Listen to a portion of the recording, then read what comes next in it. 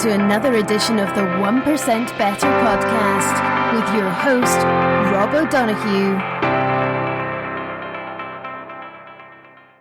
Hey folks, welcome to another episode of 1% Better, and this one is very close to my heart in some ways, maybe closer to my pancreas might be more accurate, I think. And it's obviously, if you haven't guessed, I'm going to be talking a bit about type 1 diabetes. It's a topic that I talked about a couple of times on the show before, and it's also a disease, a condition, or whatever term you want to use that I have got over the last 7 or so years. So we'll dive into that with my guest. And it's great to not only talk to somebody that has a similar challenge in life, but also when I'm doing this podcast from time to time, if I get a diabetic kind of low, I have to have jellies or Lucozade right beside me that I have to dive into during the episode. So I don't feel that uncomfortable by saying that to you, Eoghan, because you probably have something similar there. If you need to have a sugar bump, it's always on hand. You're certainly dead right. I've actually, Rob, thanks for having me today. But I know you're dead right. I've actually just finished up work at 5 o'clock, and it's now 7:15, and I went for a bit of an evening run. So I'm sitting here with my with my backup cereal bar and a juice ready to fire in today's talk. Very good, very good. Yeah, I just have my bit of Lucozade here. It's probably not the best thing to be drinking sometimes, but we'll get into the different ways we manage this challenge. But Eoghan, not only are we talking about type 1 diabetes, but we're also going to talk about another big, I suppose, challenge that you faced recently, which was kite surfing from, I think you call it the Kite Surf Road from France to Ireland. Maybe you can talk to me a little bit about that little adventure. Yeah, no problem at all. Look, I suppose, where do I begin? It's a few years ago, I became addicted to the idea of doing these type of challenges, and kind of the idea of testing the body is one thing, but also testing the idea of with type 1 diabetes is a whole nother ballgame. And it's been a few years since my last challenge. I've just recently relocated back from Australia with my wife over to Europe. We're based ourselves in Edinburgh. And while I was away in Australia, I fell in love with kite surfing. And it's one of the type of sports that you kind of it's a challenge not only for your body, but if you're type 1 diabetic, you're heavily reliant on checking your blood sugars on a regular basis. So the idea of going out to sea with just a wetsuit and a kite surf board and a sail above your head kind of creates a number of different challenges when you're a type 1 diabetic. So the idea came up when we were looking at what's the longest duration, looking at the next challenge. And then the idea of linking the idea from France all the way to Ireland. And I wanted to do something, as you said at the beginning, that's close to your pancreas, which was type 1 diabetes, and doing that for Diabetes Ireland. I grew up with diabetes. I was diagnosed at the age of 4. And from there, then my life has been kind of worked around the idea of managing it and managing the disease from the best I can. And the challenge itself was not, an endeavor to go, oh, look what I did, but it's more along the lines of to point out to kids that are growing up with diabetes just as I did, to say, look, with the right management, you can achieve whatever you want. And so we it was an international effort. We pulled in some major sponsors worldwide. Tourism Ireland, I have to say, were incredible. From an Irish standpoint, they made it possible. And we pulled in some major surf brands like Quicksilver and a few others. It was around 8 months in the making. We kind of came up against a number of, I suppose, challenges along the way. Being a type 1 diabetic, number one, I need to be able to access my blood sugar. And that was going to be achieved by using the Abbott Freestyle Libre. For those who aren't aware, it's a monitoring device that acts just as a telephone. So you can scan the sensor where I had it, which is on my arm, and you can check your blood sugar automatically straight away. And then, as well as that, then I was also using an insulin pump, and this is something I I started using when I was in Australia, and again, it's a life-changing piece of technology. Following, I suppose, with the technology aside, one of the major things we needed was a support vessel, and covering 295 nautical miles in storm-like conditions was going to create a bit of a challenge. And the team in Ballycotton Sea Adventures, they jumped on board, and they didn't even need to ask twice. They said, "Look, let's do this. On one condition, you land into Ballycotton." And I said, "Not a problem." So a number of different players, all amazingly, came together from internationally, and we set sail at the end of June. And unfortunately, the wind wasn't exactly, the weather conditions weren't on our side. We gave it a serious effort, but as we came into shore, it just got too rough. You could see the Ballycotton lighthouse, and the boat was swaying from side to side. And we said, "Look, this, the challenge in my eyes is complete." Although I think all our bodies were at a point where nauseousness had gone past that point. It was, we were, spewing over the sides, and we had to pull the pin. So yeah, it was a bit of a learning curve, but it was a good challenge. Brilliant. And we will come back to that a little bit more, and definitely about some of the other challenges that you took on, I suppose, over the last few years prior to that. More interested, bringing it back to when you were 4, when you were diagnosed. Do you even remember, at that time, what it meant to you? Does anything come up for that? Rob, it's a good question, and it's one that is actually one of my first memories. Is me in the Waterford Regional Hospital, and I'm sitting outside, having gone to our GP with my mother, and I remember the panic in my mother's eyes. It was kind of like, we were one of 4 kids, and you could just see that we're going into a whole new world, the world of the unknown. And it was, we were learning quickly. It was like a hockey stick. It was one of my first memories, and I even remember my first meter. If that's as strange that sounds, but I have to say, we I don't know if it was a look of fate, but we ended up getting a fantastic doctor, and he was, key to the whole idea of, bringing me along as a child, and particularly being a child, you come up against some complexity. You can't monitor your child all the time. And you go to primary school, and I remember, you talked about your bottle of Lucozade. I remember having to have a bottle of Lucozade in the secretary's office in primary school, where, if it was a case I was feeling low, I'd have to go up to the secretary's office.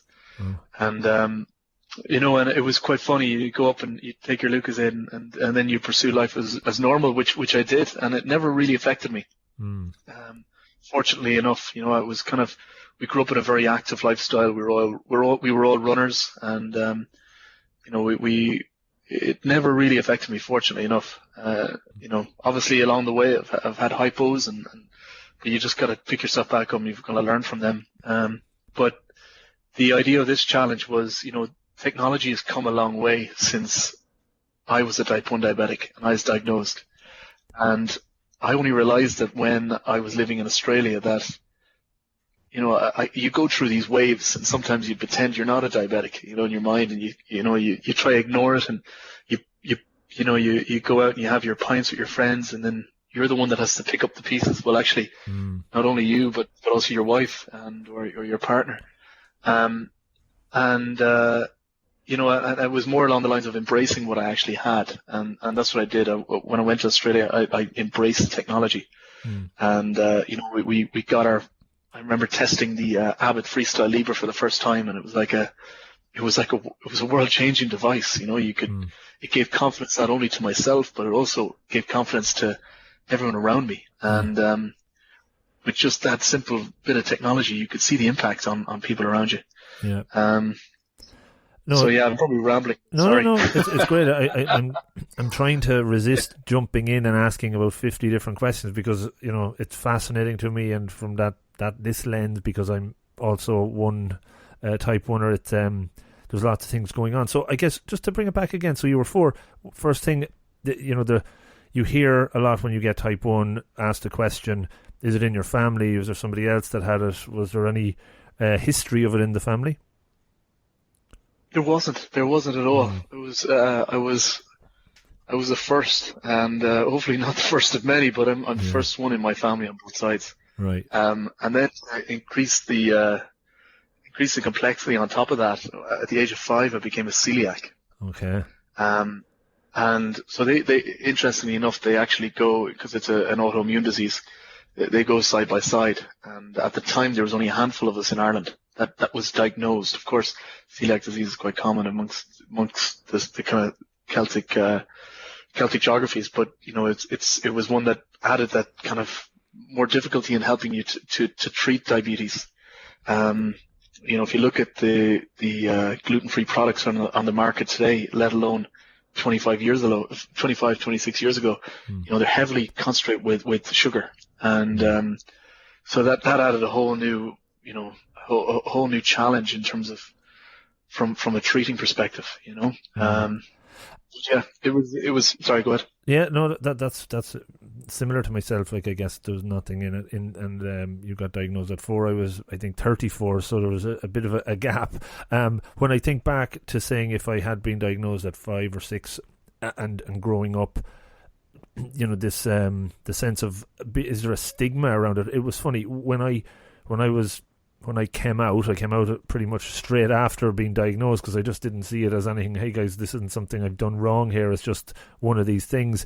Not so long after, I found out a couple of people that I kind of knew that also had it, but never told anyone, because there was almost a level of shame around it, It's actually a really good point, and it's something I've experienced, and my wife has been a big backer of me, and my family. Your support network is so key.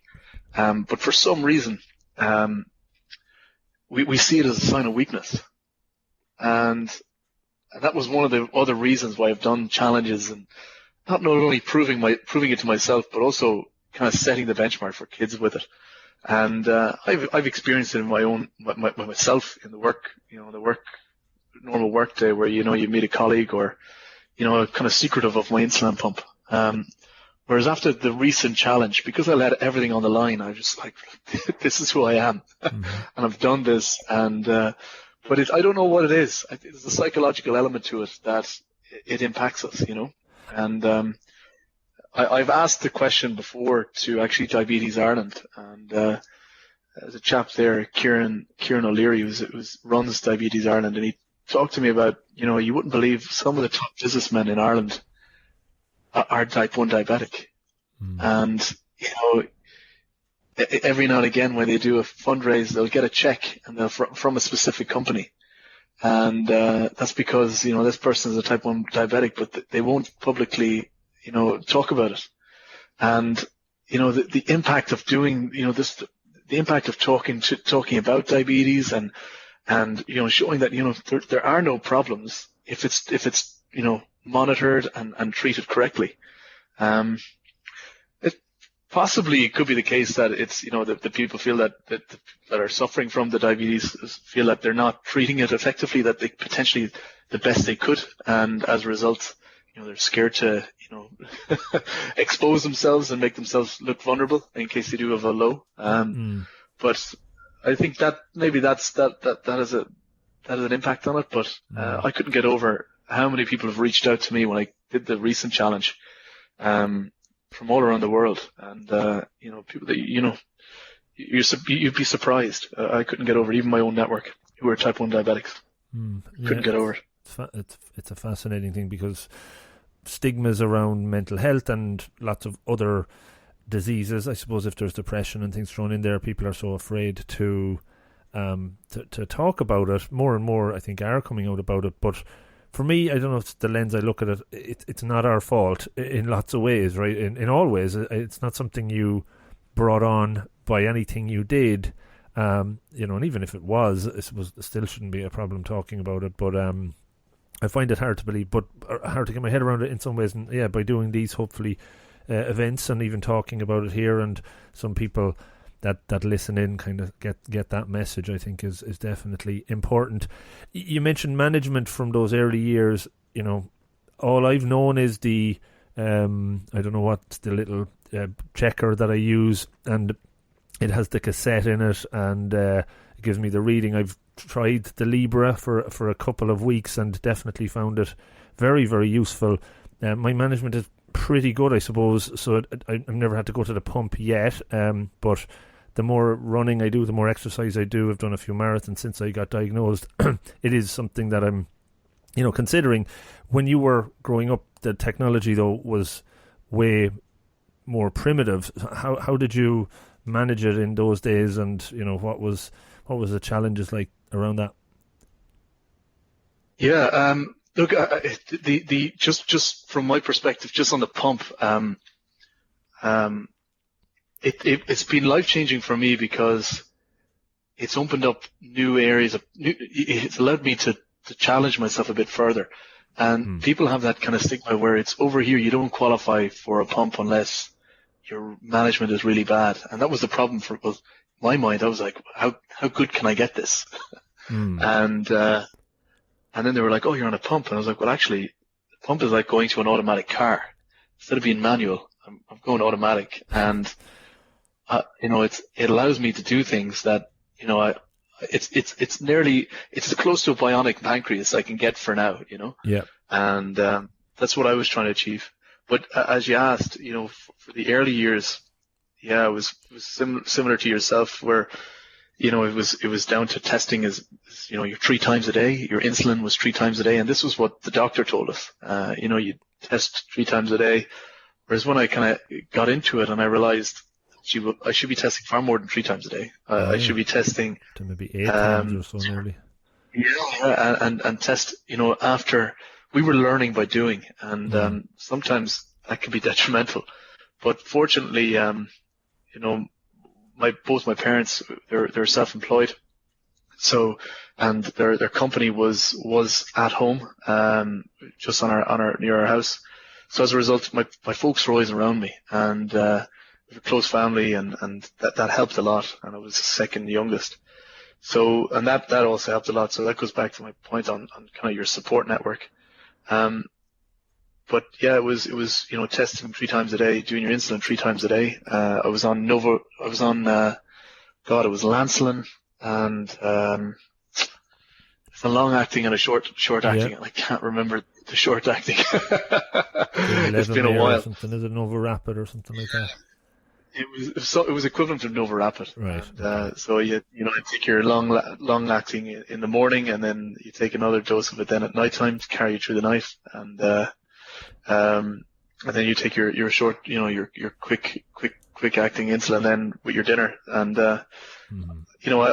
back then you were heavily reliant on what your folks did, and this was one of the impacts of having diabetes as a child. The whole idea of carb counting, because I had it so young, I wasn't really aware of what carb counting was until I really kind of had to go to university, and or into secondary, I should say. Right. You had an idea of what your body was going to take, but you knew the fundamentals, but you weren't really skilled up on it. And then going through university life, then that was studying abroad. That was another challenge in itself. And as a result of having diabetes, I was always scared to test the boundaries. Not that you should do, but it's always good to know your boundaries.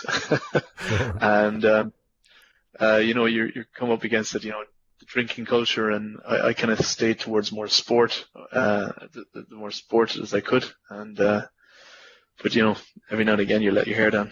And yeah, of course, creates a number.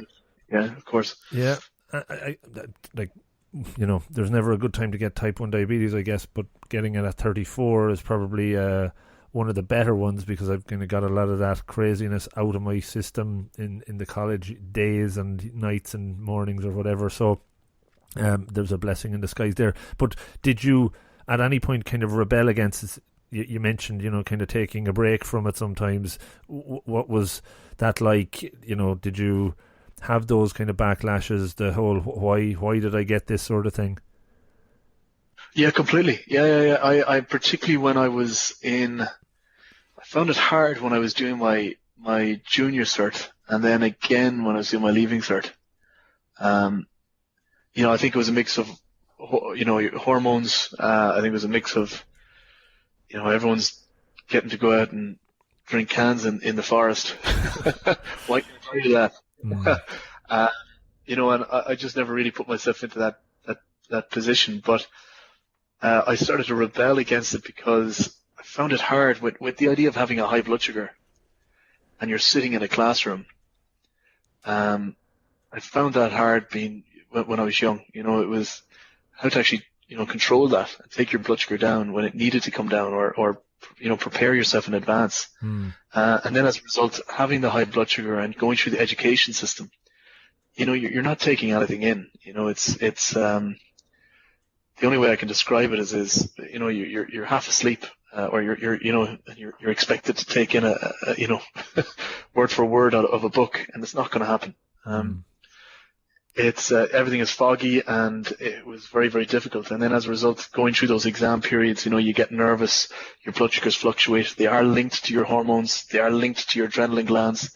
And as a result, you get spikes, and I just hated it. I felt that I wasn't able to show what I really was capable of doing, And as a result, I kind of had a chip on my shoulder, and I just hated it, the idea of having diabetes. But I came out the other end, and I learned from those periods, and it's all about preparation and making sure that you are relaxed and you know your stuff, and checking your blood sugars regularly as many times as you can. Data is the one set that you can reference, and if you can spot trends, it's the best thing that you can possibly do. So everything kind of came regimented after that, and kind of went I suppose, going to university. Then I had one opportunity to show that I'm capable of doing this on my own, and I gave it a good go, and I had a great time at university, and had a great group of friends that I met while away, and I was very, very open of the idea I am a diabetic, and then they kind of grew with me as well. But there are times where the wheels come off and you rebel, and you've got to pick up the pieces, as I said before. But I'd like to think that they're in the past. Sure. It's all about preparation and regimentation. So yeah, and I think when people manage it well, like you do, that people then wonder, maybe that hang around with you thinking, God, there's probably not that much involved in type 1 diabetes anyway, because look at Eoghan, he's doing all these things and he's fit and healthy.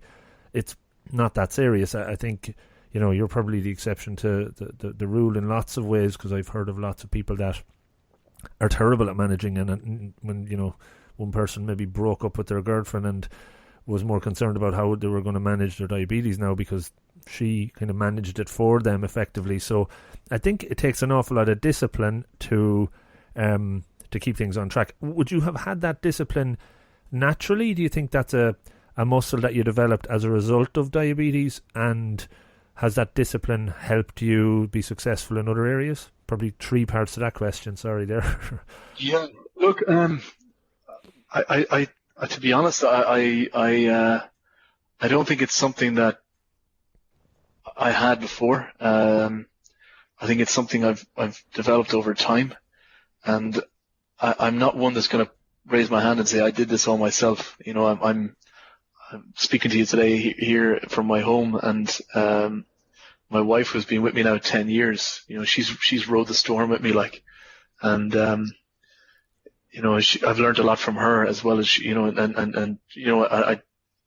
not only looking after yourself, you're looking after it's a team, Mm-hmm. and I think that's important to flag up, but it's not something I've had before. I think diabetes is it makes you think ahead. It makes you kind of think about what you are going to be having for dinner when you go out with your friends, or it it does have that impact. Has it impacted anything else in my life? Not necessarily. The idea of thinking ahead, I don't think it has, to be really honest. That's cool. I don't think I'm a unique. I don't think I'm a unique idea of having diabetes. I'm doing this all very, very well. Obviously everyone has their bad day, and it's important to flag that up. every day has an element of complexity in it. It's about how you work around it, Sure. But I think what I try to do is certainly kind of get into some sort of routine, and routine is not something that I would necessarily go to as such. I think you mentioned previously, you background in project management, so you found it very easy. Yeah. I love exercise, so every morning I'd get up and go for a run, and but I love trying to test and forecast what my blood sugars are before I go for the run and after the run, and I really enjoy that. I generally like looking after the body as a result of that, and that's not only. And I always kind of look at it like, you see these endurance runners, and you're like, geez, I wonder how I do that. How is that possible? Of course it is, but just how about you going about doing it? So it's a Sudoku in itself. No, you're dead right, and I think I do joke about it, but it's very true that if I hadn't a background and fundamentals of project management and looking ahead, as you say, planning, there's no way I would have been able to adapt, I suppose, quickly enough with the news of getting diagnosed and kind of bring it into my own day and routine and stuff like that. So I think that's something you can certainly learn and develop, but I was probably lucky from that point of view. And I definitely believe that for me it's been a defining part of my own journey, turning many different corners, but it's helped me focus, it's helped me try things that I wouldn't have probably done before as well. So it's really important to kind of look at it as a enabler as opposed to disabler, and I think that's something you talk about certainly as well. Yeah, absolutely, 100%. And look, it's to be honest, if I wasn't a type 1 diabetic, I probably wouldn't have kite surfed across the Celtic Ocean or cycled to Gaza, or or the challenges we did in Australia. That's being really honest. I kind of felt, as we said at the beginning, if people feel that people that have diabetes feel that they they might necessarily have something to prove, but they're scared to say that this is a weakness. And as a result of me having diabetes, I was kind of out to show that this isn't a weakness. So as a result, it enabled me to challenge myself to the outer limits, which to my partner and my parents, it's been a bit of a nightmare. But it's been good. But so you mentioned the bike riding and other challenges across Australia. So maybe just talk a little bit about the planning behind it, the why, not just for your own self, but the higher purpose around some of those, because I guess they're all leading to the latest one, and I'd imagine that the latest one isn't the last one by the sounds of things. I would say so. Look, I suppose it was 2008 was the first major challenge. It was Christmas time, and my brother, he's a human rights lawyer, we were talking about what was going on in the Middle East, in Palestine and Gaza in particular, and we were kind of Christmas Eve, and we you've got that sense where you haven't seen siblings and family in so long. It's great, you got that kind of energetic buzz. Everything is possible. And yeah, absolutely, yeah, absolutely. We're going to land on the moon after the pint, the Christmas pint, But we said we would look at getting the summer we all had free, and we were like, let's get a van and convert it into an ambulance and drive it across to the Middle East. And then, as the night went on, the pints were obviously flowing, and we said, well, vans are easy. Why don't we cycle? And to our credit, the next day we were up bright and early, and we were looking at the actual possibility of doing this, and it just flew from there. Everything flowed into place, and we ended up having 4 cyclists. We had a support vehicle which was designed to be an ambulance. It was 6,000 kilometers, and we're going to knock out 180 kilometers a day. Wow. So we did it for medical aid for Palestinians, and from my side it was for the diabetic aspect. So we started doing the math on. At the time, there was a block on medical aid going into Gaza, and we did the math on if you're reliant on insulin getting in, what was your life expectancy? And it was down to a few weeks. Wow. So we started. It kind of brought it home, and it's Yeah. like this is quite real, and so we said let's do it. So we got again pulled in some big sponsors from all over. We had Ridgeback Cycles, we had Shimano, we had Garmin, we had a few others. And we headed off from Waterford. We got a guard escort out of Waterford, and we headed on our way. And it was a life changing journey, and the preparation that goes into that. You're only as good as the driver. You're only as good as your support team. Mm-hmm. So you'd get in, and your support team had your exact amount of carbohydrates ready for you. Wow. Cooking, and generally this was a porridge, or this was gluten-free porridge of that, or it was rice, or it was pasta, and you'd fuel up, and then you'd get back on the road, and then you're asleep before you know it. Support team had packed up ready, everything ready for us to leave at around 4 a.m. the next morning. We would get on the bikes, and the support team would go ahead for the next pit stop, and that was a constant rotation for around 40 days. Mm. It was an incredible journey. We went across the Turkish flats, down into Syria, in through Damascus, and the people that you meet along the way, it was quite interesting. It was really, really interesting. Wow. But it certainly did challenge, and I'll never forget, actually, we got to Bulgaria, and I was taking my blood sugar a lot more than I expected. Sure.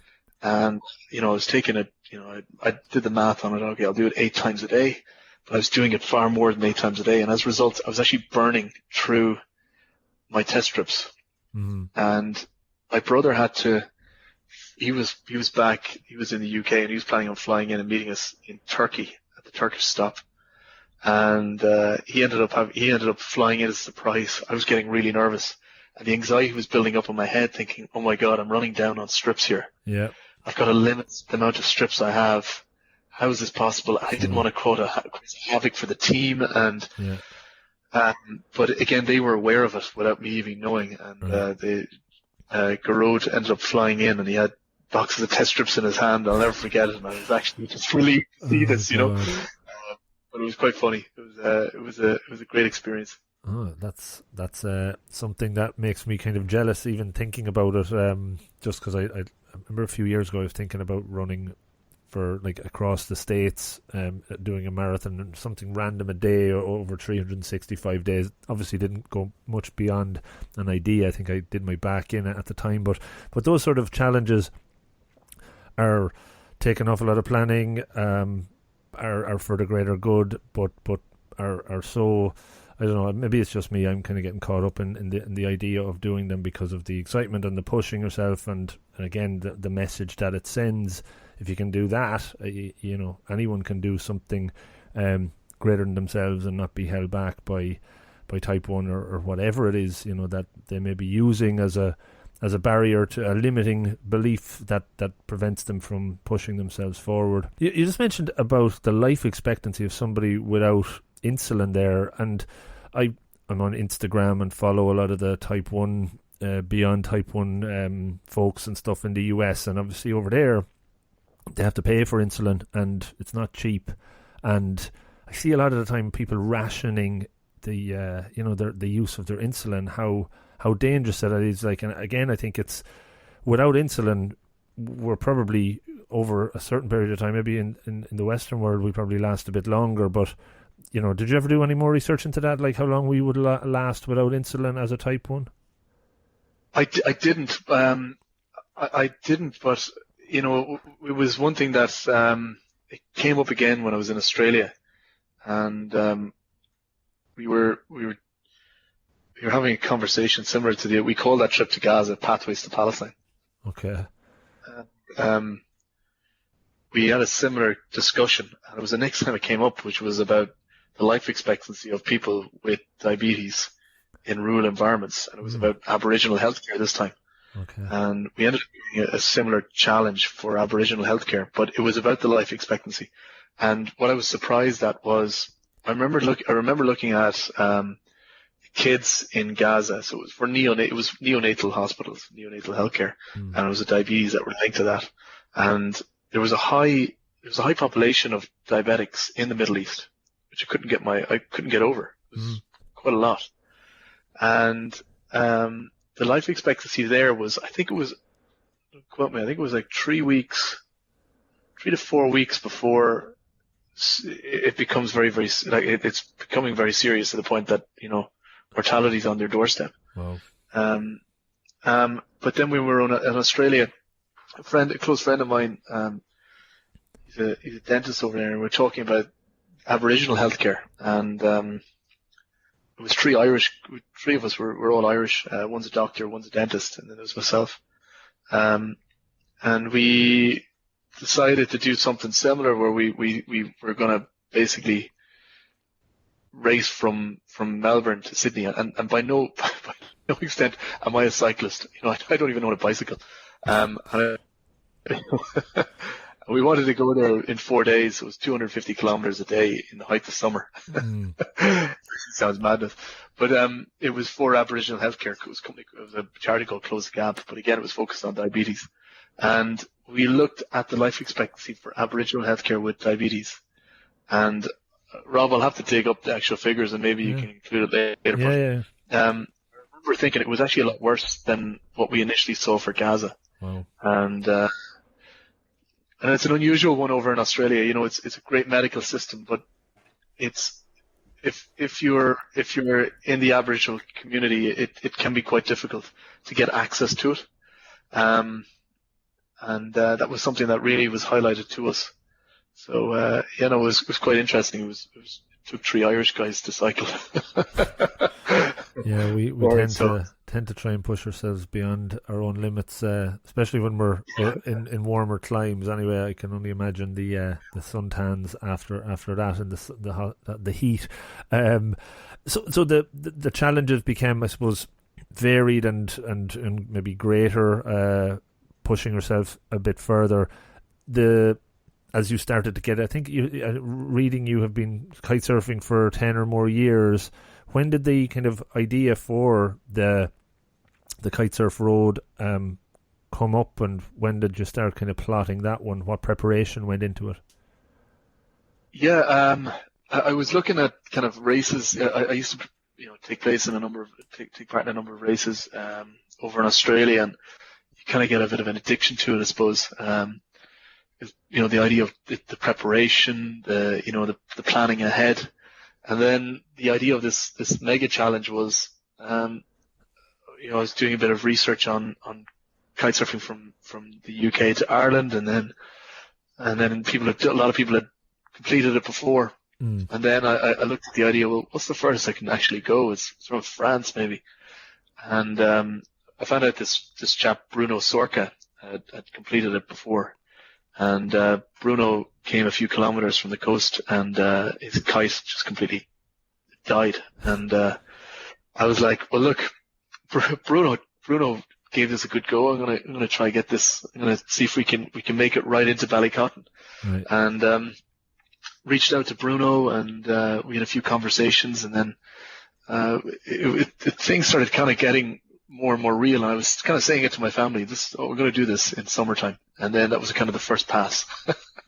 And then were they ever telling you don't do this sort of thing? Were they always supportive of it? Were they just thinking, here's another challenge coming? It was kind of it was kind of that big that they actually didn't think it would happen. Right.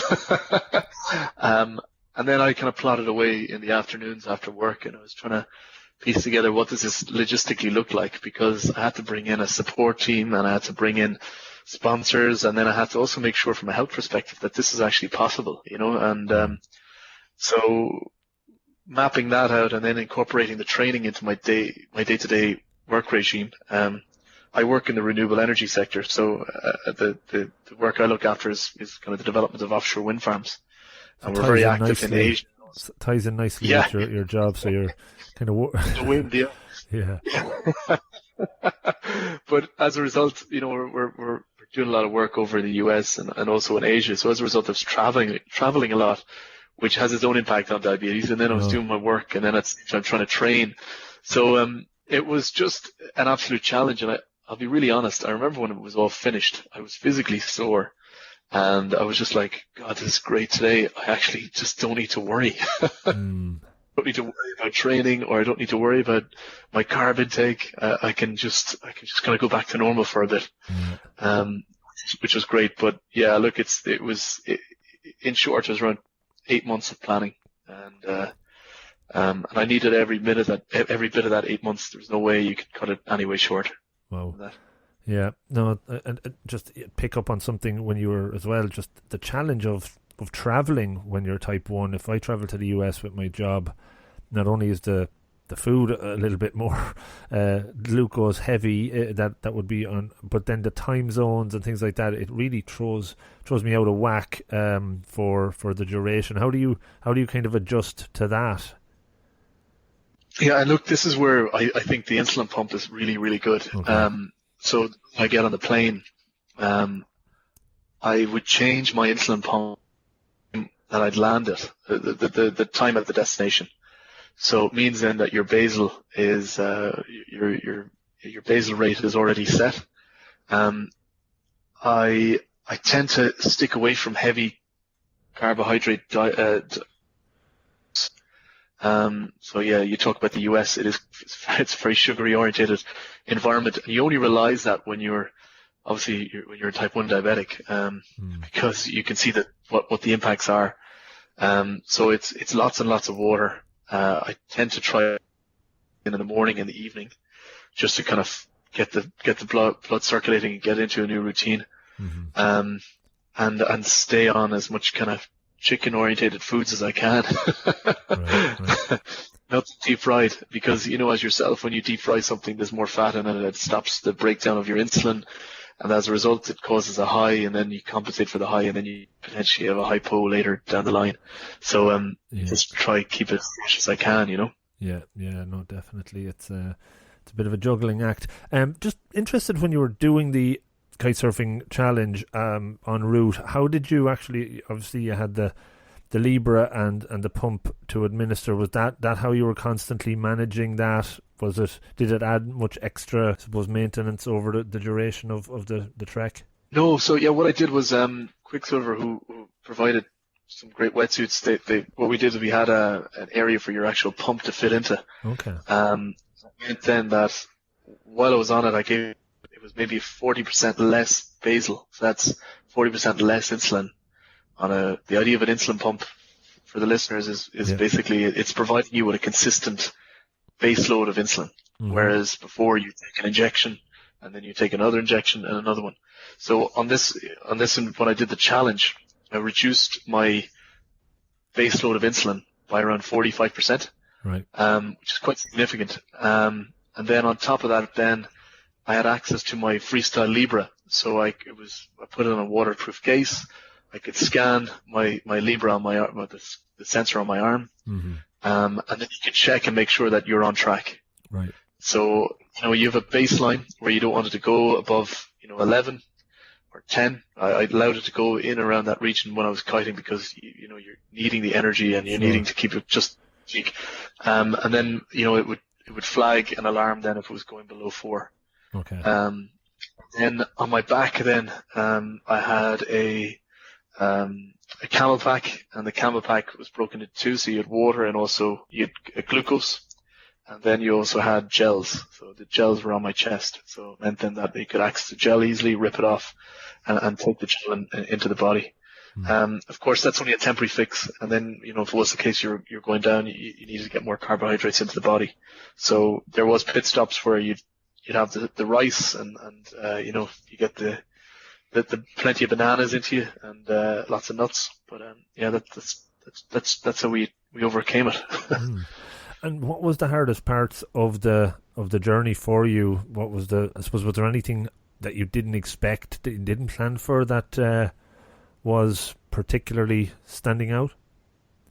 Yeah, look, from all the planning that went into it, and you'll appreciate this with your background, is the one thing you can't plan for is the weather, and it added.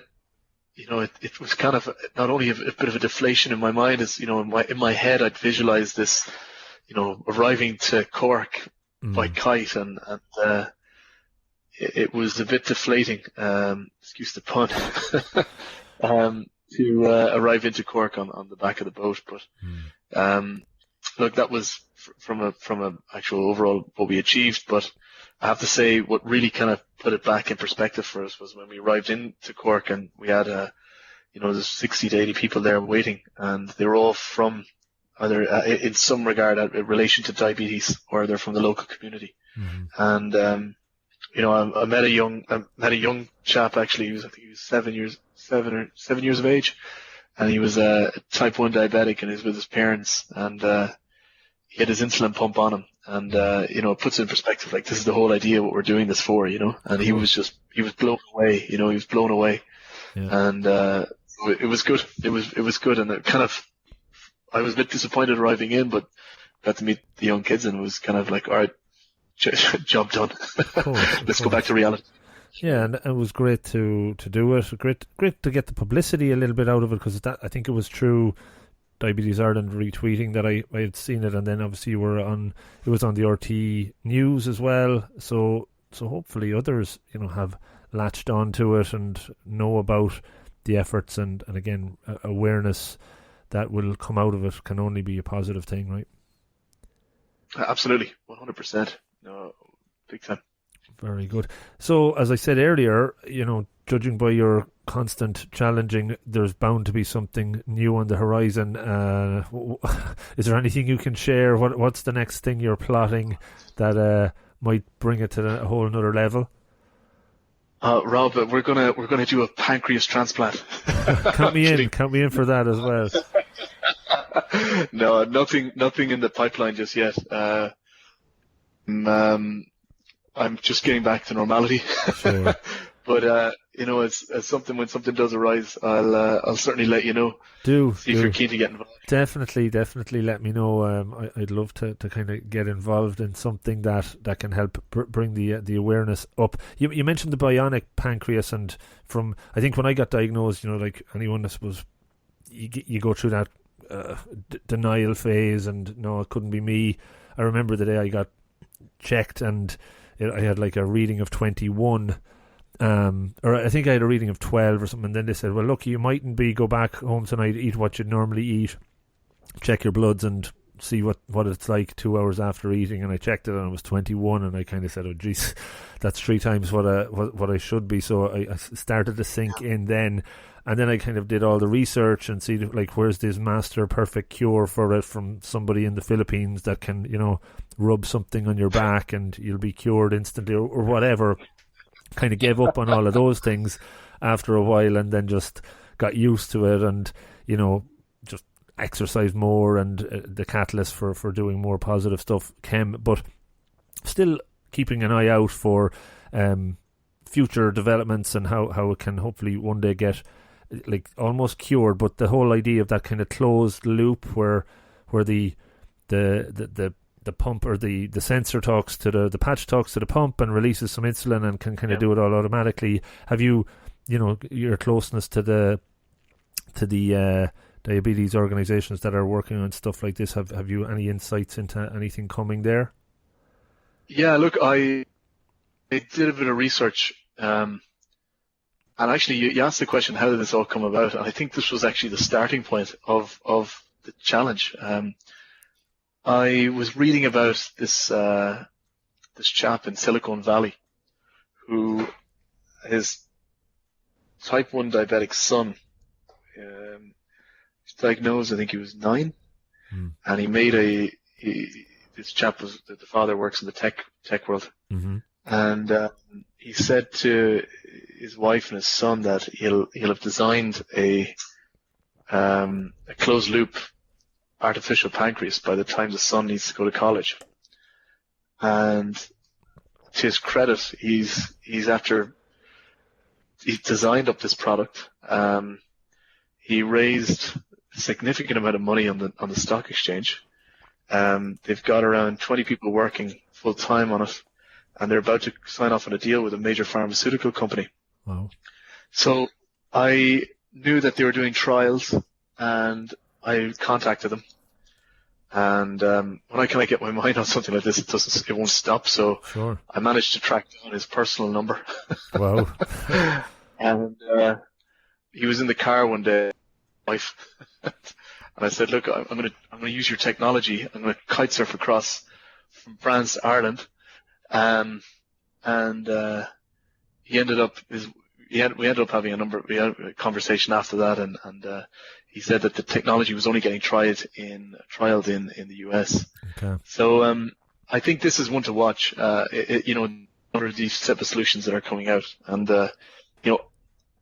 I'm kind of of the mind that, look, I don't think there will ever be a cure for type 1 diabetes. I think it's about the technology and the management tools that are going to be made available to us, that'll help improve our lives. The idea of continuous glucose monitors that are out in the market now, and I've tried those a few times before, where they can actually, exactly, they can link to your telephone and can give you a warning when your blood sugar is dropping. And these exist now.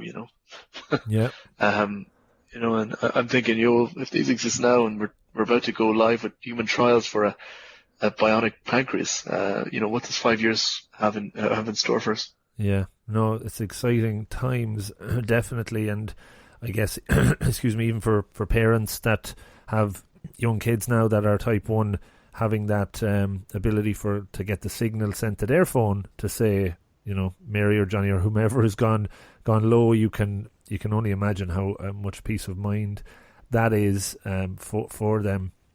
And I think I read about Google when I bought not Google, I'm talking about Apple. When I bought the iWatch, they were saying that there was going to be a sensor built into the iWatch that could detect the sugar levels through the pores in your skin in hydration and be able to get readings that way. I think they're working on something like that. It's not there yet, obviously, but yeah, there's lots of different angles these innovators are going to take, and it's funny that what's inspiring those guys is that maybe they have somebody in their family that's suffering. So it's definitely one to watch, and definitely on the closed loop one, keep me in the loop on that. If you have that guy's phone number, maybe I'll drop him a text as well and see if he wants to put me into the trials over here. I can do a podcast about it on a weekly basis and give updates and stuff like that. So. This is what it needs.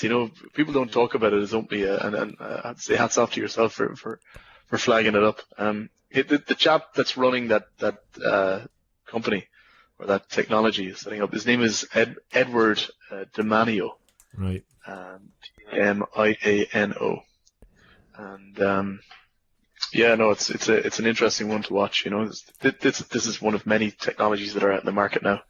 But it goes back to, if you're a kid and you're in a primary school class, junior infants or senior infants, and you're a teacher and you're a parent of a child with type 1 diabetes. How do you, you're gonna have a separation anxiety, or you're gonna have anxiety full stop with the idea of, your child has diabetes. How do you know that, they're not gonna have a hypo, and that can consume your life. And that's where I'm one to say you got to embrace the technology that's around you. So if the school teacher has the ability to scan a young child's arm and say, "Oh, look, Rob is 5 and is on the upwards. You can trend it." I think that's life changing, and it makes sure then that the child is good. It's in a good place to learn as well. That their mind isn't consumed with a high glucose level, and they're not fidgety.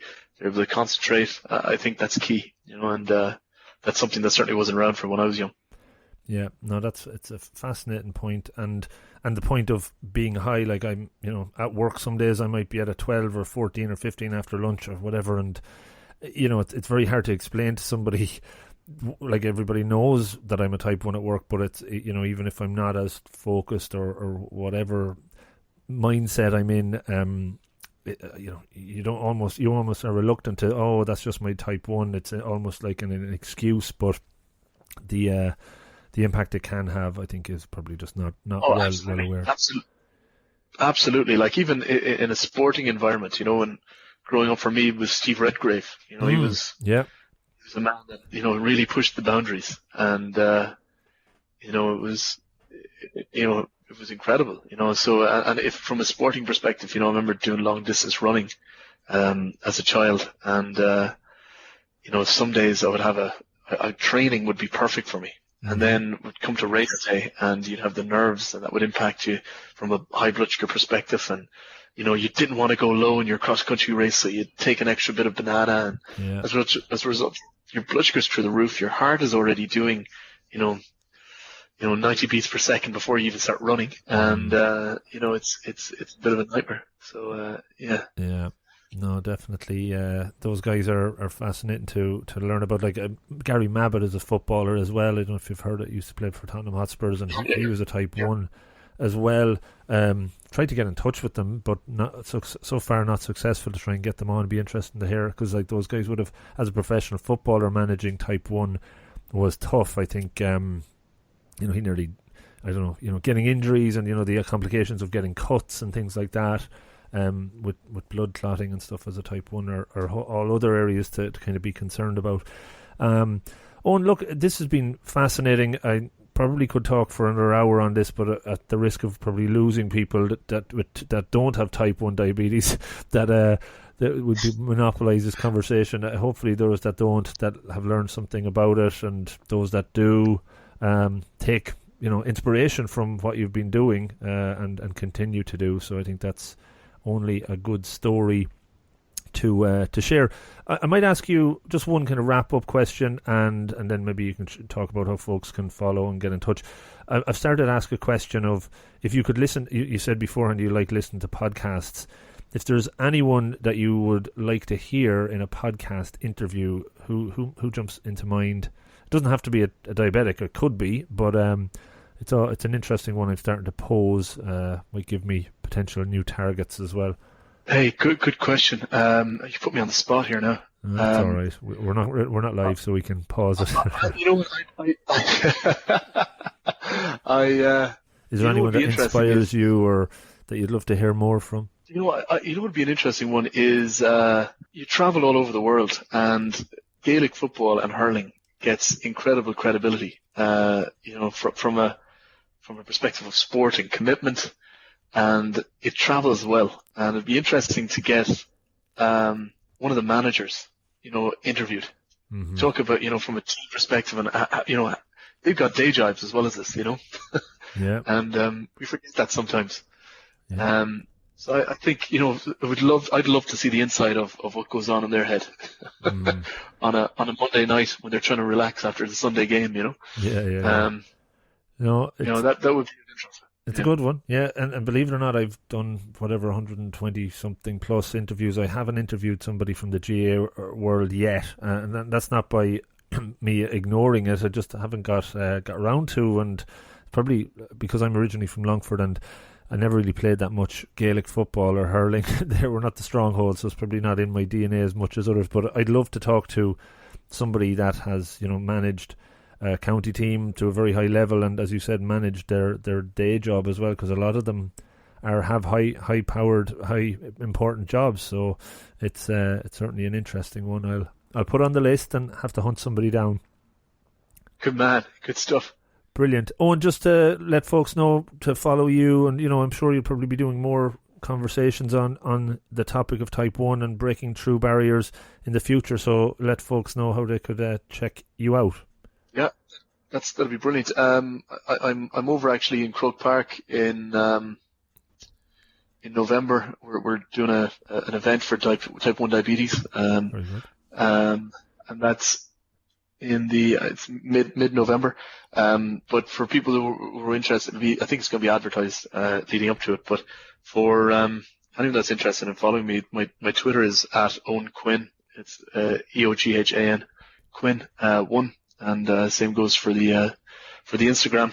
So that's me. You can follow my uneventful life, other when I'm doing challenges, but it's pretty boring, mundane life. But yeah. Great stuff. I'm sure, as I said, I'm sure that there's something probably stirring in somewhere. You'll get inspired to do something else. I was expecting you to talk about doing an Ironman. There's an Ironman here in Youghal that was on for the first time this year in Cork, and it's on again next year. So the full Ironman would be certainly a good one to target with a long cycle, a swim, and a bit of a bike ride. Yeah, no, absolutely. Actually, it's something that my wife was saying, why don't you just do something normal like an Ironman? Yeah, that's boring. It's not normal. Yeah, it's not normal at all. And that's you know what, it scares me. But no, it's something that's certainly on the list. I want to get something like that over there. I don't think I'd have the capability to do it. I think what those guys do is incredible. Yeah. But I might start with a sprint and work my way up. Very good. I wouldn't say there's interesting to see if there's many Type 1 Ironmen. I'm not aware of any, but I'm sure there is. But it would be a tough one to continually manage your sugars during that, considering it's probably 12 to 16 hours, I would say, on average. Tough going, yeah. It would be seriously tough. Actually, when I was doing the challenge, head of the challenge from France over to Ireland, the Novo Nordisk cycling team, I was in touch with them. They'd reached out and they provided some support and stuff, which is great. Cool. And I was touching with two of the cyclists, one of which is from Ireland actually. Right. And but it was really, really interesting. It was just in terms of their prep, and I was trying to understand from a preparation perspective, what do you need to have? How do you plan ahead here? Am I doing everything right? Because you're always going to second guess yourself, Sure. But they were an incredible bunch.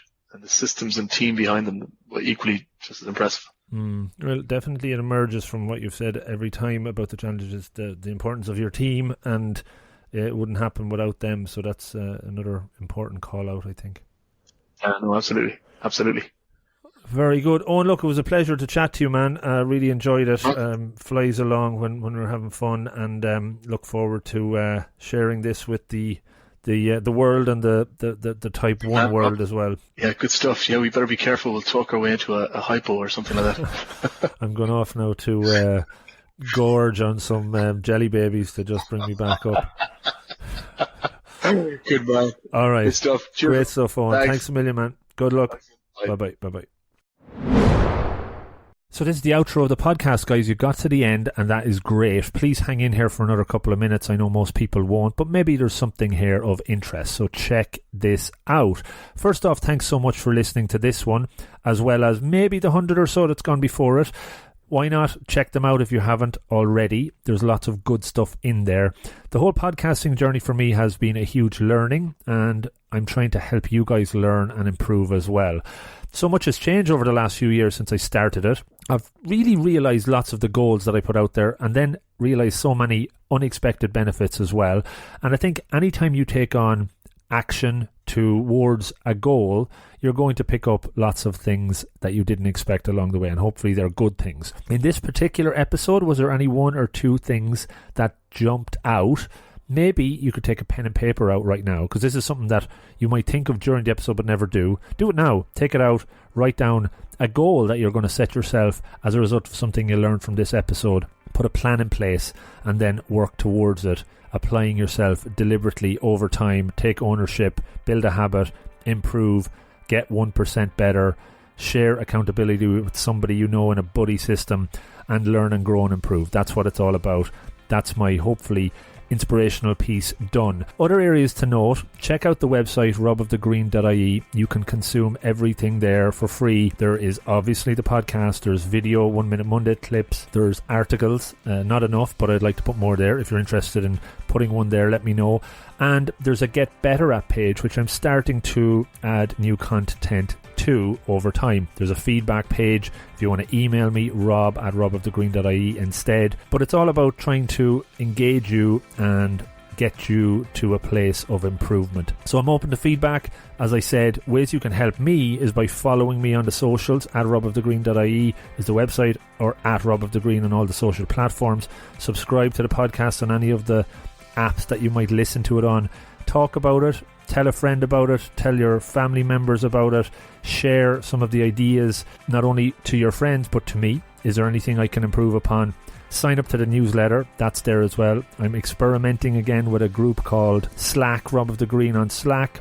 This is really for a shared accountability environment and sharing ideas. You can sign up to that on the website as well. All of this is obviously all free, but there is also an option where you could subscribe to my Patreon site and make a small donation for the content that we do. It's there. It's totally up to you. Everything that is coming in through that or could come in through that will go into making the podcast better.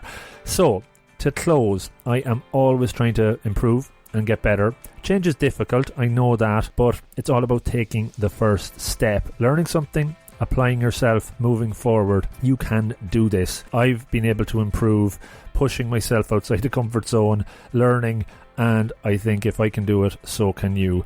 Don't overreach, don't set yourself unrealistic goals. 1% at a time is enough, but it's all about starting, and that will bring you on your pursuit of betterness to a great place. Thanks for sticking to the very end. Talk to you next time and take care. Good luck.